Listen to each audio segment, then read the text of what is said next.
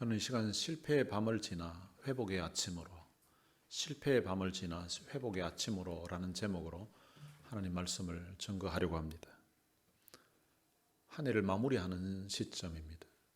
지나왔던 한 해를 돌아볼 때에 어쩌면 내 인생은 마치 빈 거물과 빈 배와 같이 느껴지는 그런 분들 있으십니까? 오늘 본문을 통하여서 오늘 지나왔던 우리의 한 해와 또한 지나왔던 우리의 인생을 한번 돌아보는 시간 되었으면 좋겠습니다. 오늘 본문 마지막 절에 보면 이것은 예수께서 죽은 자 가운데서 살아나신 후에 세 번째로 제자들에게 나타나신 것이라고 기록되어 있습니다. 베드로는 이미 부활하신 주님을 두 번 만났습니다. 첫 번째는 도마가 없었을 때 부활하신 주님을 만났습니다. 그리고 두 번째는 도마가 있을 때에 부활하신 주님이 오셔서 만났습니다. 그런데 이 베드로가 오늘 본문에 보면 다른 6명의 제자들과 같이 있다가 나는 물고기 잡으러 가노라 라고 하였습니다. 왜 베드로는 부활하신 주님을 두 번이나 만났으면서도 3년 전에 하던 그 어부의 길로 나는 물고기 잡으러 가겠다고 했을까요? 누가복음 24장에 보면 예수님이 십자가에 돌아가셨다는 그 슬픈 소식을 듣고서 예루살렘에서 엠마오로 가는 두 제자가 있습니다. 이들은 예수님이 십자가에 돌아가신 후에 부활하신 그 예수님을 만나지 못했기 때문에 그들은 슬픔을 안고서 그들의 고향 엠마오로 갔던 것입니다. 그런데 그들이 엠마오에 도착했을 때에 자기들과 함께 동행하셨고 그리고 자기들 눈앞에 있는 그분이 바로 부활하신 주님이라는 사실을 그들이 깨달으면서 그들은 날이 저물었음에도 불구하고 예루살렘으로 올라갔습니다. 그런데 오늘 본문에 나오는 이 베드로는 부활하신 예수님을 두 번씩이나 이미 만났습니다. 그런데 그는 갈릴리 바다로 물고기를 잡으러 가겠다고 한 것입니다. 도대체 왜 베드로는 부활하신 주님을 두 번이나 만났으면서 나는 물고기 잡으러 가겠다고 했을까요? 제가 베드로의 입장에서 한번 생각을 해봤습니다. 베드로는 부활하신 주님을 두 번 만났지만 개인적으로 만난 것이 아니라 다른 제자들과 있는 가운데서 같이 있을 때 만났습니다.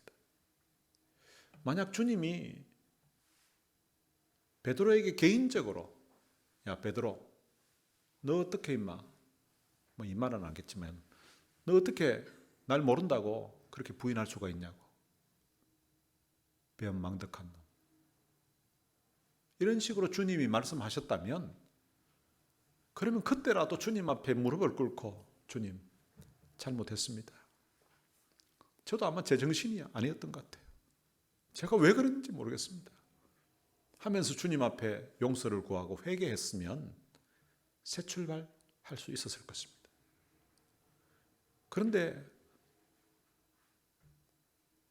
다른 제자들과 같이 있는 상황이라서 그런지 주님이 베드로에게 아무런 말씀을 하지 않았습니다. 그냥 너희에게 평강이 있을지어다 하고는 그냥 사라지고 또 사라졌습니다. 아마 베드로의 마음에는 자책하는 마음이 있었을 것 같아요. 내가 주님을 모른다고 3번씩이나 부인했었는데 어떻게 나 같은 놈이 예수님의 제자로서 사도로서 사역을 할 수 있을까? 난 자격 없는 놈이야. 죄책감은 사람을 앞으로 나아가지 못하게 하고 옛자리로 돌아가게끔 만듭니다. 베드로는 비록 부활하신 주님을 두 번이나 만났지만 그와 예수님과의 관계에는 아직 회복되지 못한 그 무엇이 있었던 것입니다. 그래서 베드로는 나는 이제 앞으로 예수님 제자 그만두고 이제 사도 자격도 없으니까 사도도 그만두고 3년 전에 버려두었던 그 배를 찾으러 3년 전에 버려두었던 그 그물을 찾으러 가서 앞으로 물고기나 잡으면서 살아야 되겠다고 생각하고 나는 물고기 잡으러 가노라 라고 하였을 것 같습니다. 물고기를 잡으러 간다는 베드로의 말을 듣자마자 다른 6명의 제자도 우리도 같이 가겠다고 하면서 나섰습니다. 이들은 갈릴리 바다에서 물고기 잡는 일에는 아주 전문가들입니다. 그 갈릴리 바다에서 물고기를 잡으면서 잔뼈가 굵었던 사람들입니다. 그들은 밤에 갈릴리 바다 어느 곳에 물고기들이 다니는지 바다 물길을 아는 사람들입니다. 그런데 이들이 밤새도록 그물을 내리고 또 당겨 보았지만 아무것도 잡지 못하였습니다. 여러분 좀 이상하지 않습니까? 어떻게 한 마리도 못 잡을 수가 있습니까? 이것은 단순히 하룻밤 어업의 실패를 의미하는 것이 아닙니다. 이것은 주님을 떠난 인생의 모습을 보여주고 있는 것입니다. 지금 이 예수님의 제자들은 주님을 떠나온 것입니다. 아니, 주님을 버리고 세상으로 돌아온 것입니다. 그 결과는 그들에게 아무것도 없었다는 것입니다. 이것을 통해 우리가 배울 수 있는 교훈은 주님 없이 무슨 일을 하려고 해도 아무 소용이 없다는 것입니다. 그래서 시편 기자는 시편 127편 1절에서 이렇게 고백합니다. 여호와께서 집을 세우지 아니하시면 세우는 자의 수고가 헛되며 여호와께서 성을 지키지 아니하시면 파수꾼의 깨어 있음이 헛되도다. 하나님이 도와주셔야 된다는 것입니다. 집을 세우는 것도 성을 지키는 것도 하나님이 도와주셔야 된다는 것입니다. 주님 떠나서 물고기나 실컷 잡아보려고 해도, 주님 떠나서 요즘식으로 표현하면 돈이나 한번 실컷 벌어보자고 해도 주님이 함께 하지 않으시면 결국 내 손에 남는 것은 아무것도 없다는 것을 오늘 본문을 통하여서 가르쳐 주고 있는 것입니다. 날이 새어갈 때가 되었습니다. 예수님께서 바닷가에 서 계셨습니다. 그렇지만 제자들은 그분이 예수님이신 줄 알지 못하였다고 하고 있습니다. 자기 하는 일에 정신이 팔려서 주님이 옆에 와 계심에도 불구하고 주님이신 줄을 알아보지 못했다는 것입니다.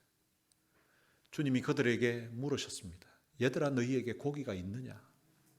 우리말 성경에는 보면 얘들아, 너희에게 고기가 있느냐라고 긍정형으로 물었습니다. 그런데 이 신약 성경에 기록된 헬라어 원문에는 보면 이것을 부정형으로 기록을 해놓았습니다. 그러니까 얘들아, 너희에게 고기가 없지라고 이렇게 물은 거예요. NIV 영어 성경에도 보면 Friend, haven't you any fish? 이렇게 부정형으로 물었습니다. 여러분, 부정형으로 물었다는 것은 주님은 이미 제자들에게 물고기 한 마리도 잡지 못했다는 그 사실을 알고 계신다는 것입니다. 베드로는 고기 잡는 일에는 전문가입니다. 그런데 그가 밤이 새도록 그 물고기를 잡으려고 노력을 하고 애를 썼지만 한 마리도 잡지 못했습니다. 예수님은 요한복음 15장 5절에서 제자들에게 이렇게 말씀하셨습니다. 나는 포도나무요 너희는 가지라. 나를 떠나서는 너희가 아무것도 할 수 없음이라. 포도 가지가 열매를 맺기 위해서는 나무에 붙어 있어야 됩니다. 나무에서 떨어진 그 가지가 자기가 힘을 쓴다고 애를 쓴다고 열매를 맺을 수 있는 것이 아니라고 주님이 말씀해 주셨던 것입니다. 그런데 이 제자들은 지금 주님을 떠나와 있습니다. 아니, 주님을 버리고 와 있는 것입니다. 그 결과는 아무것도 얻은 것이 없었다는 것입니다. 구약 성경에 보면 룻기라는 것이 있는데요. 룻기 성경에 보면 나옴이라는 여인이 자기 남편과 두 아들과 함께 하나님이 거하시는 베들레헴이라는 그 땅을 떠나서 이방 땅인 모압으로 갔습니다. 그런데 그곳에서 이 나오미는 남편을 잃게 됩니다. 남편이 죽게 되고 그리고 두 아들도 그곳에서 죽게 됩니다. 하나님의 품을 떠났을 때에 이런 비참한 결과가 주어진다는 것을 알려주고 있는 것입니다. 신약성경 누가복음 15장에 보면 둘째 아들이 아버지 집을 떠난 이야기가 있습니다. 그는 아버지 집을 떠나갔다가 모든 것을 다 잃어버리게 됩니다. 아버지 집을 떠났을 때에, 주님 품을 떠났을 때에 오늘 우리 인생에게 주어지는 것이 없다는 것을 우리에게 알려주고 있는 것입니다. 주님을 떠난 생활에 아무런 열매가 없다는 것을 주님은 알고 계셨습니다. 그래서 제자들에게 얘들아 너희에게 고기가 있느냐라고 물으신 것입니다. 얘들아 너희에게 고기가 있느냐라고 물으신 것은 날 떠나서라 무슨 소득이 있었느냐고 묻는 것입니다. 날 떠나서라 무슨 소득이 있느냐? 주일 성수하지 않고 살아서 무슨 소득이 있느냐? 내게 맡겨주신 사명 감당하지 않고 살아 무슨 소득이 있느냐고 물으신 것입니다. 이에 대해서 베드로는 없나이다 라고 솔직하게 있는 모습 그대로를 고백했습니다. 주님, 저는 실패했습니다. 내 힘으로 밤새도록 노력해봤지만 얻은 것이 아무것도 없었습니다.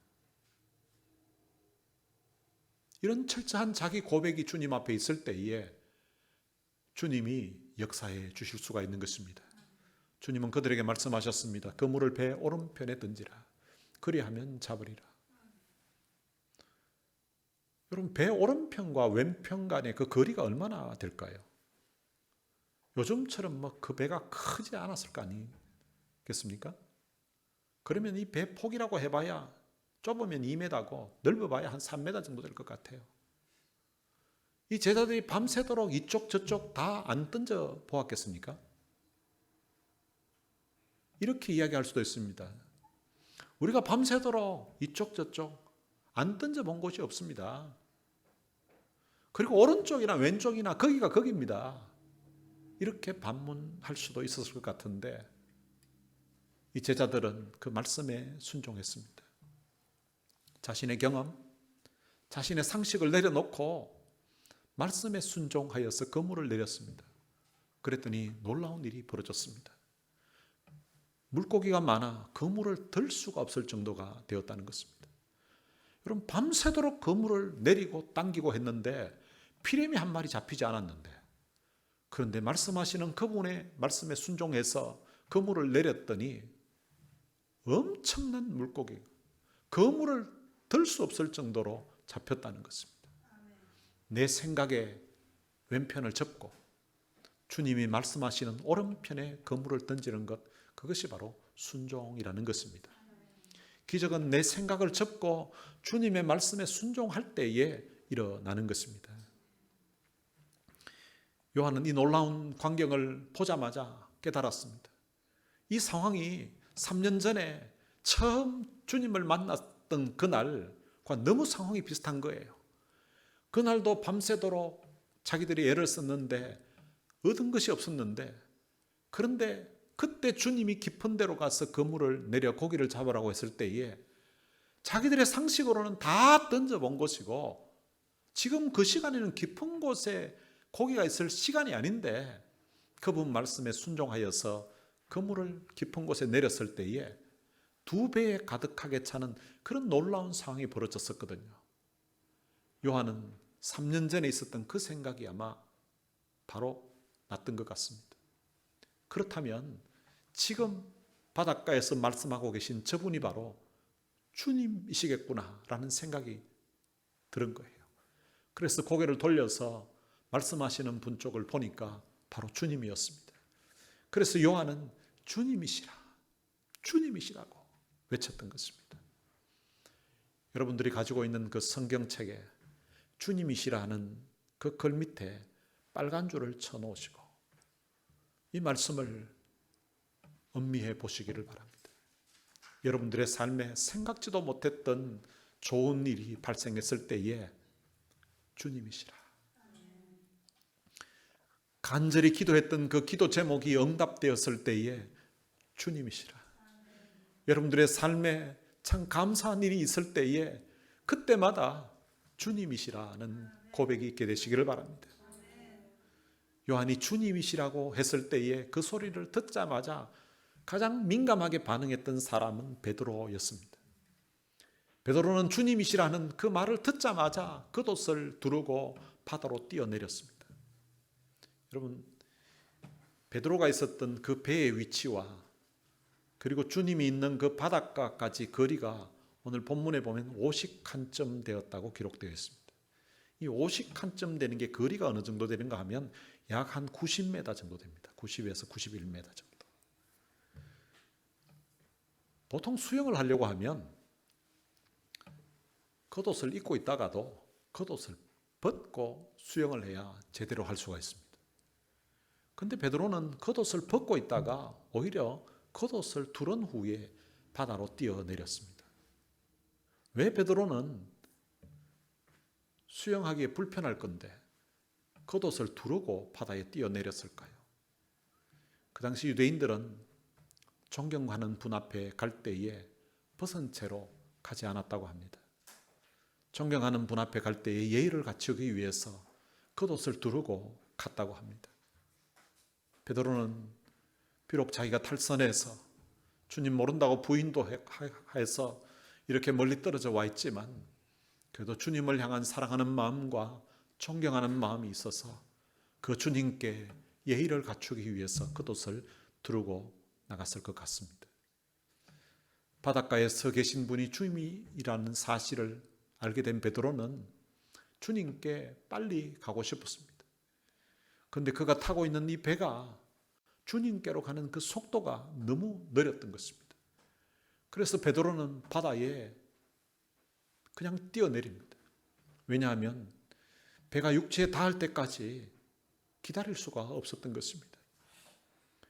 이 베드로의 거룩한 무모함을 한번 주목해 보시기 바랍니다. 그에게는 주님을 모른다고 3번씩이나 부인했던, 그것도 맹세하고 저주하면서까지 부인했던 부끄러운 과거가 있습니다. 그의 마음에는 여전히 주님의 은혜를 저버렸다는 그런 죄책감이 있습니다. 그럼에도 불구하고 이 베드로는 주님이 너무 보고 싶었고 주님이 너무 그리웠습니다. 그래서 주님이라는 사실을 알았을 때에, 멀리 바닷가에 계시는 분이 주님이라는 사실을 알았을 때에 그 주님께로 빨리 가고 싶었습니다. 그에게 부끄러운 과거도 있었지만 또 체면도 있지만, 그리고 또한 차가운 바닷물도 주님께로 가는 그 발걸음을 멈추게 하려고 했지만 주님께로 가는 그의 마음을 막을 수가 없었던 것입니다. 우리가 사람들 앞에는 때로는 체면이 있어야 되고 사람들 앞에는 면목이 있어야 됩니다. 그러나 주님 앞에는 괜찮습니다. 내 모습 이대로 주님께로 가면 주님은 내 부족한 모습 이대로, 내 못난 모습 이대로, 주님 앞에 잘못 살았던 내 모습 이대로를 너그럽게 받아주시고 용서해 주시고 은혜를 베풀어 주시는 것입니다. 배가 육지에 도착했을 때에 주님께서 지금 잡은 생선을 좀 가져오라고 했습니다. 베드로가 배에 올라가서 그물을 육지로 끌어올렸습니다. 그리고 큰 물고기가 그물에 가득 차 있었습니다. 그날 잡은 그 물고기를 1마리 2마리 헤아려 보았더니 153마리였습니다. 여러분들이 한국에 살 때에 모나미 볼펜 써보신 적이 있으시죠? 아마 대한민국 국민이라면 국민 볼펜이라고 불리는 모나미 볼펜을 다 써본 적이 있을 것입니다. 그 모나미 볼펜에 보면 153이라는 숫자가 기록되어 있습니다. 여러분, 그것이 바로 오늘 본문 요한복음 21장에서 나온 숫자입니다. 모나미는 불어로 나의 친구라는 뜻입니다. 그리고 153은 오늘 본문에 나오는 숫자입니다. 1960년대 초에 이 모나미 회사를 설립했던 송삼석 회장이라는 분이 있는데요. 이분이 사업을 하다가 회사 부도 위기에 처했습니다. 그리고 빚더미에 올랐다고 합니다. 더 이상 손을 쓸 수가 없고 더 이상 회생불능인 그런 상황이 되었습니다. 갈 곳이 없는 너무 막막하고 절망적인 그런 상황이 되어서 이분이 기도원으로 가서 하나님께 기도하며 매달렸다고 합니다. 그때 지나왔던 자기 인생을 돌아보면서 하나님 앞에 이분이 회개한 것이 3가지가 있었다고 합니다. 첫 번째로는 사업하다가 너무 바빴어. 주일 성수를 제대로 하지 못하고 사업했던 것. 하나님 이번에 하나님 다시 한번 회복시켜 주시면 이제는 철저히 주일 성수하면서 신앙생활을 하겠습니다. 그 두 번째 회개했던 것은 이 수입이 많이 생겼을 때에 이게 11조를 떼먹고 회사 자금으로 써서 자꾸 확장을 했었는데 그러다가 결국은 부도 위기에 처한 거예요. 하나님 이번에는 하나님 철저하게 11조 하면서 제가 사업을 하겠습니다. 그리고 세 번째로는 하나님 앞에 참 새벽에 은혜 받고 새벽 기도를 했었는데 사업하다가 바쁘다 보니까 새벽 기도를 하지 않고 쉬었던 것 하나님 회개합니다. 다시 한번 일어설 수 있도록 하나님 기회를 달라고 간절하게 눈물로 회개했다고 합니다. 그러고 나서 성경책을 펼쳐서 읽게 됐는데요. 그 펼친 내용이 바로 이 요한복음 21장이었습니다. 베드로가 주님의 말씀에 순종하여서 그물을 던졌을 때에 물고기가 153마리 잡혔는데 이 말씀이 그냥 마음에 콱 와닿았고 이 말씀에 그냥 꽂힌 거예요. 그래서 이 송 회장님이 하나님 저도 베드로처럼 이제는 주님의 말씀에 의지하여서 나아가겠습니다. 말씀에 순종하여서 사업하겠습니다. 인생을 살겠습니다. 제게도 153마리의 기적을 주시옵소서. 이렇게 기도하고 이제 모나미 볼펜 만들기 시작했는데요. 모나미 볼펜 해가지고 모나미 153 이렇게 해서 했다는 거예요. 이 모나미를 이제 처음 만들어서 이제 팔리게 됐는데요. 이것이 출시되자마자 완전 대박이 난 거예요. 그래서 대한민국을 대표하는 볼펜이 되었다는 것입니다. 사업에 실패했던 한 성도가 인생의 그 사업의 실패의 밤에 철저하게 하나님 앞에 회개하고 주님의 말씀을 붙잡았을 때에 153의 놀라운 축복을 주셨다고 간증한 내용을 본 적이 있습니다. 여러분들에게도 153의 이런 놀라운 기적이 일어나게 되시기를 바랍니다. 내 경험 내려놓고 내 알고 있는 지식 내려놓고 주님의 말씀에 순종할 때에 하나님은 우리가 생각지도 못했던 방법으로 우리의 삶에 채워주시는 것입니다. 이런 은혜가 여러분들의 삶에도 있게 되시기를 주님의 이름으로 축원합니다. 제자들이 육지에 올라와 보니까 숯불이 있었고요. 그 위에 생선이 놓였고 떡도 있었습니다. 이 장면을 베드로의 입장에서 한번 생각을 해보았습니다. 베드로는 새벽에 그 찬 바다에 뛰어들어가서 90m 정도를 수영을 해서 오자면 아마 온몸이 거의 얼은 상태일 거예요. 바닷가에 나왔을 때에 아마 몸이 벌벌 떨었을 것 같아요. 그가 추위에 떨면서 바닷가에 섰을 때에 그의 코끝에는 숯불 냄새가 났을 것입니다. 그리고 주님 앞에 와보니까 주님 앞에 숯불이 놓여져 있습니다. 베드로에게 숯불 하면 기억나는 사건이 하나 있습니다. 그것은 그가 숯불을 쬐고 있다가 주님을 모른다고 3번씩이나 부인했던 것입니다. 베드로가 주님을 부인할 때 그날 숯불을 쬐고 있었습니다. 베드로에게는 숯불 하면 아마 트라우마가 있을 것 같아요. 베드로는 숯불을 보면 주님을 부인했을 때 그때 그 상황이 생각이 났을 것입니다. 숯불은 그에게 과거의 잘못을 기억나게 하는 트라우마였을 것입니다. 아니, 숯불 냄새만 맡아도 자기가 주님을 모른다고 부인했던 자신의 그 비겁했던 목소리가 어쩌면 귓가에 쟁쟁했을 수도 있습니다. 그런데 주님이 숯불을 지금 피워놓고 있는 것입니다. 주님이 왜 숯불을 피워놓았을까요? 베드로에게 숯불을 보면서 과거의 그 숯불 앞에서 자신을 모른다고 부인했던 그 베드로의 잘못, 베드로의 그 상처를 기억나게 해서 그를 괴롭게 하려고 한 의도였을까요? 그렇지는 않았을 것입니다. 주님은 베드로에게 있었던 그 가슴 아픈 그 기억에 고통스러운 그 숯불 위에 주님은 떡과 생선을 올려놓으셨습니다. 주님은 베드로에게 아마 하고 싶은 말씀이 있다면 이렇게 말씀하셨을 수 있을 것 같아요. 베드로야, 너는 숯불 쬐면서 나를 부인했었지. 하지만 나는 이 숯불로 너의 추운 몸을 따뜻하게 녹여주고 이 숯불로 구운 떡과 생선을 너에게 먹여주려고 한다. 주님은 베드로의 그 트라우마가 있는 그 숯불을 치유의 숯불로 바꾸어 주시는 것입니다. 과거에 아팠던 그 기억을 그냥 묻어두고 그냥 덮는 것이 아니라 그 기억 위에 이제는 숯불하면 트라우마가 아니라 주님이 자기를 용서해 주시고 자기에게 베풀어 주셨던 그 따뜻한 그 주님의 사랑, 그 주님의 은혜가 기억나게끔 회복시켜 주고 있는 것입니다. 주님은 추위에 떨고 있는 그 제자들, 허기에 지친 그 제자들에게 말씀하셨습니다. 와서 조반을 먹으라. 이 주님의 말씀은 어쩌면 제자들의 가슴을 뭉클하게 만드는 그런 초대일 것 같습니다. 주님은 제자들 보자마자 어리 없는 놈, 어떻게 날 버리고 도망을 가?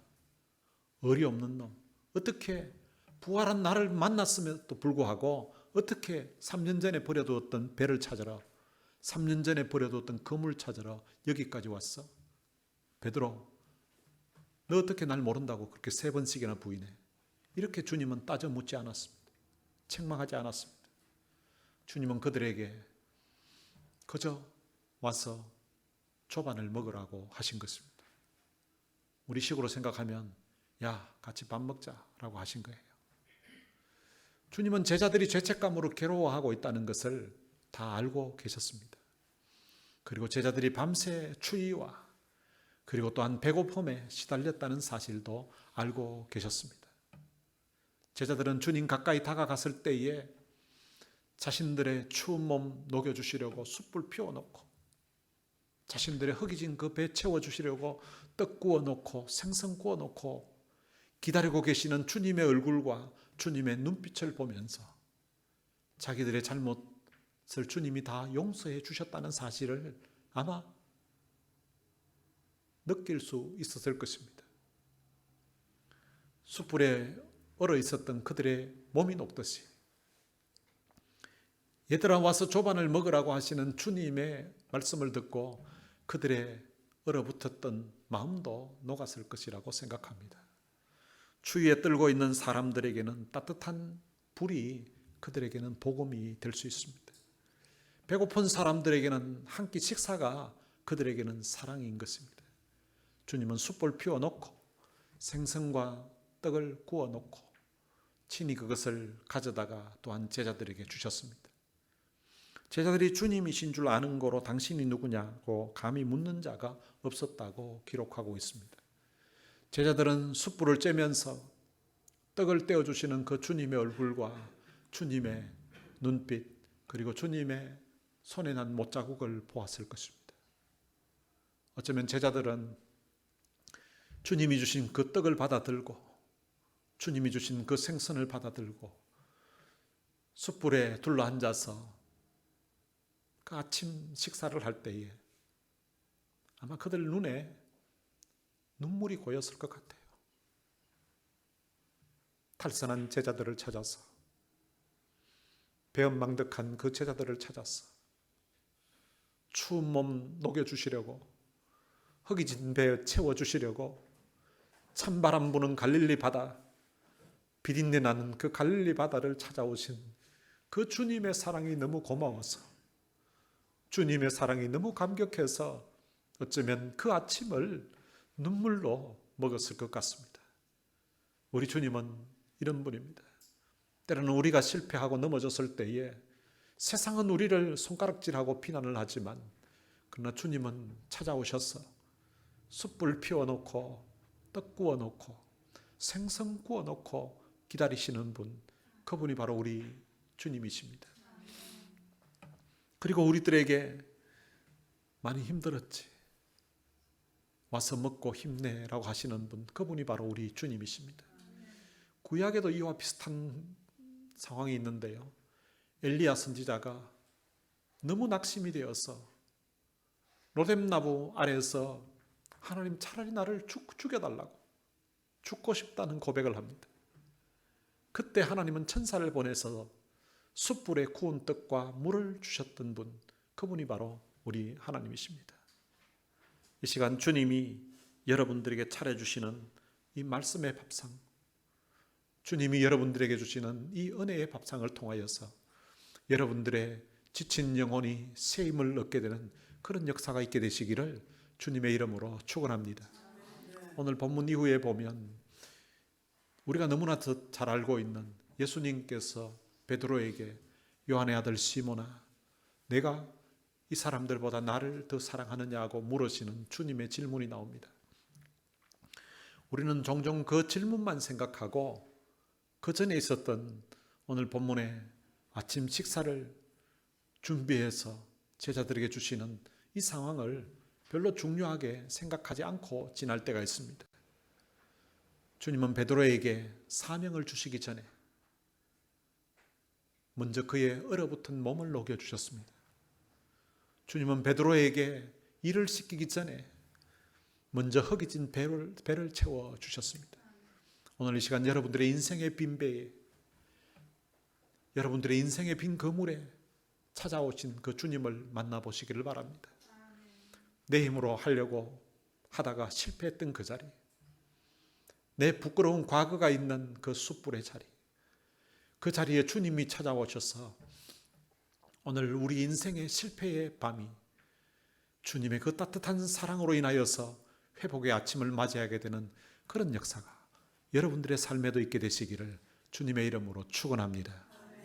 오늘 들은 말씀을 생각하면서 찬양을 같이 한 곡 부르겠습니다. 다 표현 못해도 라는 찬양입니다. 어떤 때는 100마디 말보다도 따뜻한 밥상으로 사랑을 표현해 주시는 이 주님이 더 감동이 되고 더 위로가 될 때가 있습니다. 주님이 숯불 피워놓고 떡 구워놓고 생선 구워놓고 제자들을 향한 주님의 그 사랑을 표현했던 것처럼 오늘 우리들도 받은 그 귀한 사랑, 받은 그 귀한 은혜를 생각하면서 서툴지만 주님을 향한 그 사랑을 표현하면서 살았으면 좋겠습니다. 가사의 내용을 보면 다 표현 못해도 나 표현하리라. 내가 주님께 받은 이 귀한 십자가의 사랑, 주님께 받은 이 구원의 은혜, 지나온 내 인생 여정 속에 부어주셨던 그 주님의 그 은혜, 그 사랑, 제대로 감사도 주님 사랑한다고 표현하지 못했지만 앞으로는 표현하면서 살겠습니다. 다 고백 못해도, 제대로 주님 사랑한다고 고백도 못하고 말도 못하고 지내왔던 우리의 인생 여정을 한번 돌아보면서 앞으로는 주님 사랑한다고 고백하면서 살겠습니다. 다 알 수 없지만 주님에 대해서 알아가면서 주님 제대로 다 닮아가지 못하지만 그래도 주님 닮아가려고 애를 쓰면서 한번 살아보겠습니다. 그 사랑 얼마나 아름다운지, 그 사랑 얼마나 날 부유하게 만드는지, 그 사랑이 얼마나 크고 놀라운지를, 그 사랑이 얼마나 나를 감격하게 하는지를, 내가 받은 그 은혜, 내가 받은 그 감동, 그 감격을 나도 주님께 그 사랑을, 그 감격을 표현하고 또한 내 주변에 있는 사람들에게도 내가 받은 그 주님의 사랑을 보이지 않는 그 주님께 뿐만 아니라 보이는 우리 형제 자매들에게 주님께 사랑을 표현하듯이 그들에게 이 사랑 표현하면서 살겠습니다. 저는 그런 고백을 하면서 이 찬양 불렀으면 좋겠습니다. 같이 찬양하시겠습니다.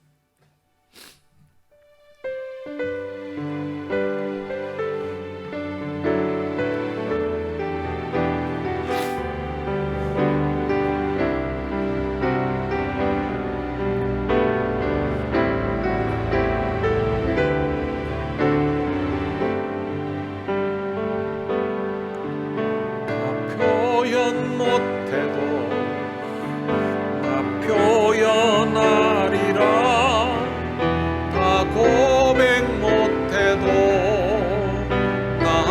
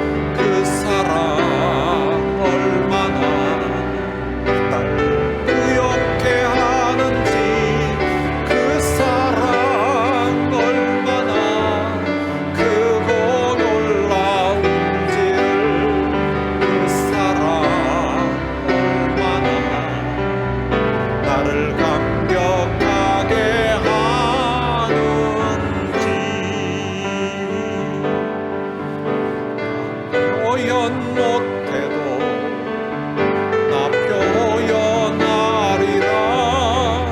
다 고백 못해도 나 고백하리라. 다 알 수 없어도 나 알아가리라. 다 닮지 못해도 나 닮아가리라. 나 표현 못해도 나 표현하리라. 나 고백 못해도 나 고백하리라. 다 알 수 없어도 나 알아가리라. 다 닮지 못해도 나 닮아가리라. 그 사랑 얼마나 아름다운지, 그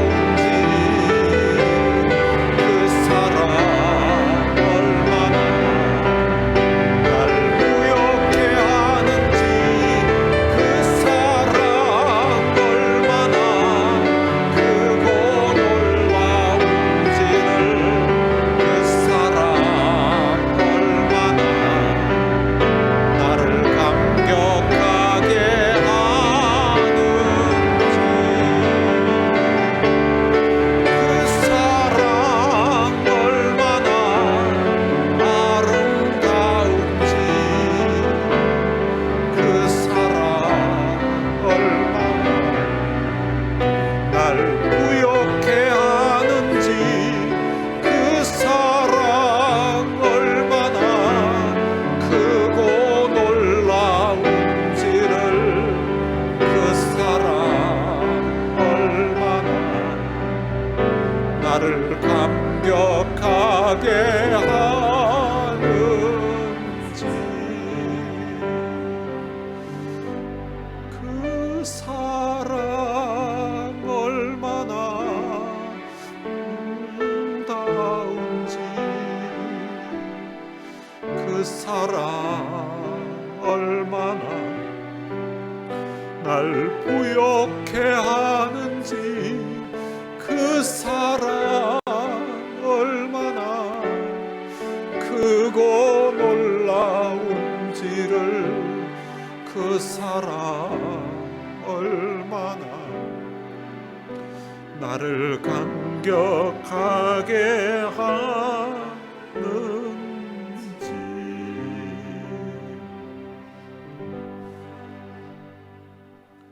들은 말씀 생각하면서 우리 같이 한번 기도했으면 좋겠습니다. 주님, 떠나 살면서 밤이 맞도록 수고를 했었지만 아무것도 얻은 것이 없었던 그 제자들처럼 우리에게 맡겨주신 사명 저버리고 주님 품 떠나서, 주님 은혜 저버리고 떠나서 살아왔던 우리의 이 삶에 마치 빈 거물처럼, 빈 배처럼 남은 것이 아무것도 없는 것 같은 것이 느껴지시는 분들이 있으십니까? 오늘 이 시간 내 실패의 현장에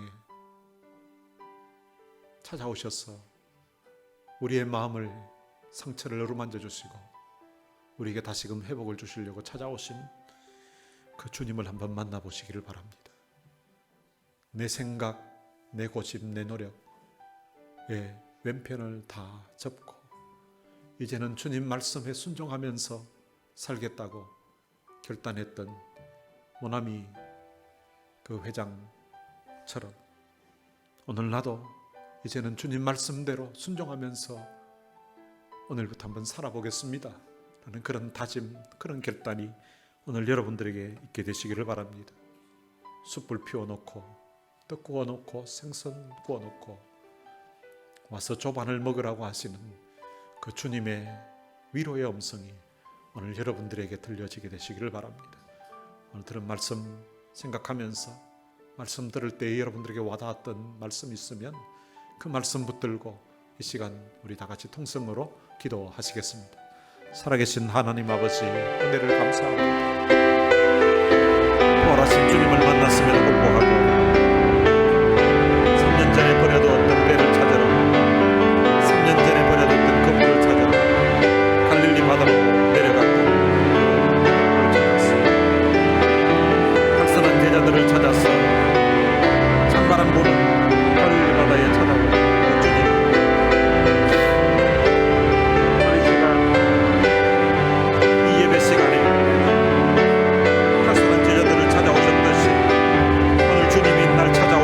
사실을 오늘 우리의 마음에 주님 기억할 수 있도록 은혜를 베풀어 주옵소서. 주님 은혜를 저버리고 주님 말씀을 저버리고 어쩌면 소매장처럼 우리도 우리 하나님 앞에 받은 사명 저버리고 살았던 오늘 우리의 삶을 돌아보는 시간 되게 주시고, 오늘 이 시간 저는 고대였던 그 말씀 중에 어느 말씀이 우리 가운데 와닿았던지가 그 말씀 붙들고 우리도 새 출발 한번 해볼 수 있도록 우리 하나님 도와주시기를 원합니다. 주님 복 떠났을 때에 주님 모든 것이 없었습니다. 얘들아 너희에게 고기가 있느냐고 물으신 그 주님 말씀입니다. 없나이다라고 주님 앞에 솔직하게 고백하는 저희들 되게 해주시고, 그리고 주님이 오른편에 그물을 내려보라고 하는 그 음성에 순종하여서 오늘 내 생각에 왼편을 접게 하시고 내 주님 지식 내 상식을 접고 주님 말씀에 순종하겠다는 마음의 결단과 다짐이 오늘 이 시간 우리 사랑하는 성도들을 힘내게 해주시기를 원합니다. 오늘부터 주의 말씀에 순종하며 살겠습니다. 주님 말씀 붙들고 주님 말씀에 주님 온전히 순종하면서 내 남은 인생은 주님과 함께 살겠습니다 하는 그런 결단이 오늘 우리 성도들의 심령에 있게 해주시기를 원합니다. 숯불 피워놓고 떡 구워놓고 생선 구워놓고 얘들아 와서 조각 먹으라고 하시는 그 주님의 음성에 오늘 주님 위로를 받을 수 있도록 우리 하나님 도와주시기를 원합니다. 살아계신 아버지 하나님 축복 넣어주시려고 허기진 배 채워주고 찾아오시는 그 부활하신 주님을 오늘 이 시간 말씀을 통하여서 만나게 주시고 말씀이 저들의 심령을 주님 감싸고 저들의 심령을 어루만지는 그런 놀라운 역사 일어나게 해주시기를 원합니다. 살아계신 아버지 하나님 오늘부터 주님 말씀에 주님 위로를 얻고 오늘부터 이 주님의 사랑이 우리의 마음이 녹아지게 해주시기를 원합니다. 살아계신 하나님을 만나는 감동과 감격에 있는 눈물의 축제가 되기를 주님 기도했습니다. 오늘 이 예배가 바로 그 이런 예배 되게 해주시기를 원합니다. 우리의 주님 눈시 우리 뜨거워지는 예배 되게 해주시고 우리의 눈에 눈물이 고이는 예배 되게 해주시고 살아계신 하나님을 만나는 감동과 감격을 이 예배 시간에 이 주님 말씀을 듣는 시간에 오늘 이 찬양하는 시간에 오늘 또 이렇게 기도하는 시간에 오늘 우리의 눈에 눈물을 주시는 주의 은혜를 경험할 수 있도록 우리 하나님 도와주시기를 원합니다. 살아계신 아버지 하나님 오늘 이 시간 주님 우리 가운데 오셨습니다. 오늘 우리 인생의 빈배에 주님이 채우시는 153의 축복이 있게 주옵소서. 오늘 우리 인생의 주님 빈 건물에 주님이 채우시는 153의 기적이 있게 하여 주옵소서. 그래서 주님 만나서 새 출발하게 되었던 베드로를 위시한 제자들처럼 오늘 이 자리에 있는 우리 사랑하는 성도들이 오늘 이 부활하신 주님으로 말미암아서 출발하게 해주시고 주님을 오늘 우리 인생의 배에 모시고 항해하는 주님 놀라운 역사가 일어날 수 있도록 우리 하나님 도와주시기를 원합니다. 살아계신 아버지 하나님 오늘 이 시간 함께 기도하는 우리 사랑하는 성도들 저들 심령에 우리 하나님의 은혜를 주시기를 원합니다. 인생의 빈배에 주님을 초대합니다. 주님이 저들의 배에 채우시는 역사가 있게 하여 주옵소서. 살아계신 아버지 하나님 평상에서 주의 은혜를 기다리고 또한 주님 사랑하는 아내를 위하여서 주님 앞에 나와서 주의 은혜를 구하고 그들에게 주께서 긍휼과 자비를 베풀어 주시고 치유하시는 은혜로 주님 다가가 주시기를 원합니다. 주님 아무것도 없었던 그 빈배에 아무것도 없었던 그 빈 건물에 주의 말씀에 순종할 때에 채우시는 그 놀라운 기적이 저들의 삶에도 있게 하여 주옵소서. 2000년 전 갈릴리 바닷가에 있었던 이 놀라운 기적이 하나님 오늘 이 현장에도 일어나게 해주시고 말씀에 순종하여서 말씀 붙잡고 나아가는 모든 이들에게 153의 놀라운 기적이 일어날 수 있도록 은혜를 베풀어 주옵소서. 오늘 이 시간 함께해 주셔서 감사합니다. 이 예배가 저들의 심령과 생명을 회복하는 예배 되게 하여 주옵소서. 하나님 아버지 은혜를 감사합니다.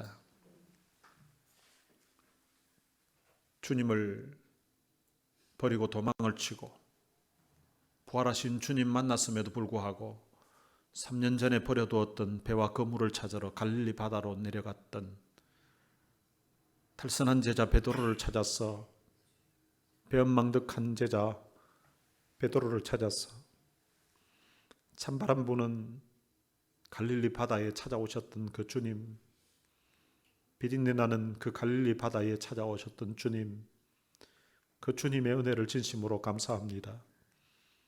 주님이 베드로만 찾아가는 것이 아니라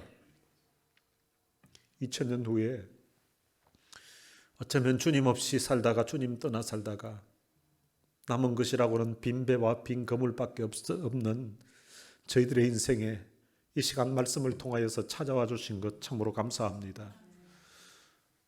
주님 은혜를 저버리고 주님 말씀 저버리고 살았던 우리의 삶에 남은 것이 없음을 주님 앞에 고백하는 성도 되게 하시고, 그리할 때 주께서 오른쪽에 그물을 내리라고 하시는 말씀 저들에게 주시기를 원합니다.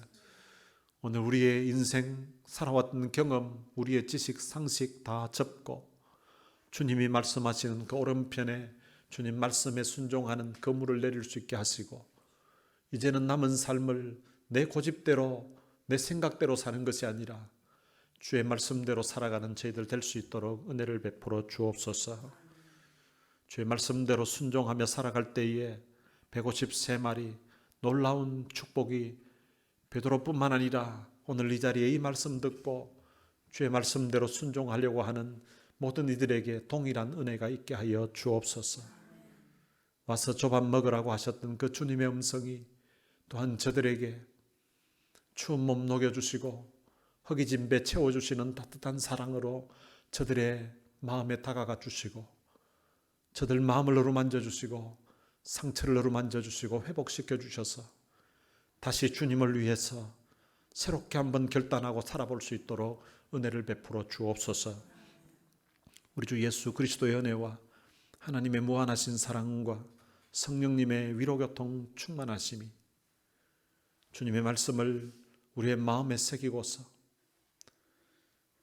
실패의 밤을 지나서 회복의 아침을 맞이하기를 소망하는 하나님의 귀한 자녀들 머리머리 위에 이제로부터 영원토록 함께 있을지어다. 아멘.